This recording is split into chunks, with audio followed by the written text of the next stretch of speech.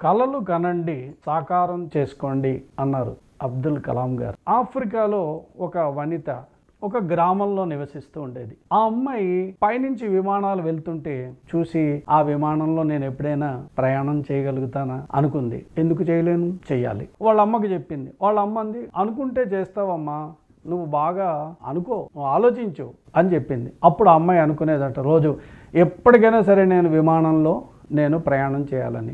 మరి తనకు అంత శక్తి లేదు. కనీసం అందులో ఉద్యోగమైనా సంపాదిద్దాం, ఎయిర్ హోస్టెస్గా ఉద్యోగం సంపాదిద్దాం అని చెప్పి ఎయిర్ హోస్టెస్కి ఉద్యోగానికి అప్లై చేసింది. ఈ అమ్మాయి పొట్టిగా ఉంటుంది. పొట్టిగా ఉండటం వల్ల నీకు అర్హత లేదు అని చెప్పి డిస్క్వాలిఫై చేశారు ఆ అమ్మాయిని. సో అనుకున్న ఎయిర్ హోస్టెస్ ఉద్యోగం కూడా రాలేదు. ఎలా రా, నా కోరిక ఎలా తీరుతుంది అనుకుంది. ఆ తర్వాత ఆ బలమైన కోరిక ఉండటం వల్ల మరొక ఆలోచన ఆమె సృష్టించుకుంది. ఆ ఆలోచన ఏంటంటే, నేను పైలట్ అవ్వాలి. పైలట్ అయితే నేను కూడా విమానంలో ప్రయాణించవచ్చు కదా. కానీ ఎక్కువగా మగవాళ్లే పైలట్గా ఉంటూ ఉండేవారు. ఆడవాళ్ళు కూడా పైలట్గా అవ్వచ్చు కదా అని తను ప్రయత్నం చేసింది. అలా చెయ్యాలంటే ఎలాగా, మళ్ళీ దానికి డబ్బు ఖర్చు పెట్టాలి. ఏదో పెన్షన్ వస్తూ ఉండేది వాళ్ళ అమ్మకి. ఆ పెన్షన్ డబ్బులు పెట్టి నెమ్మదిగా చిన్న వ్యాపారం మొదలుపెట్టింది. ఆ వ్యాపారం రెండింతలు మూడింతలు చేసింది. ఎందుకంటే ఎప్పటికైనా సరే పైలట్ అవ్వాలనే దానికి ట్రైనింగ్కి వెళ్ళాలి. ఆ ట్రైనింగ్కి చాలా డబ్బు ఖర్చు అవుతుంది.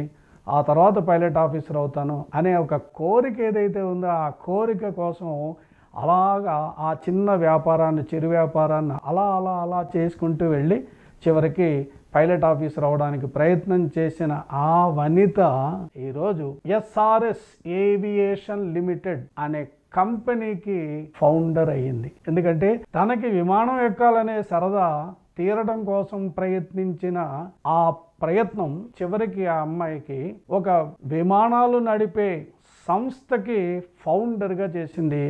SRS ఏవియేషన్, మీరు గూగుల్ సెర్చ్లో కూడా టైప్ చేస్తే SRS ఏవియేషన్ లిమిటెడ్ అని టైప్ చేస్తే మీకు ఆ అమ్మాయి గురించి వివరాలు అన్నీ వస్తాయి. ఆ అమ్మాయి పేరే సిబోంగిలే శాంబో.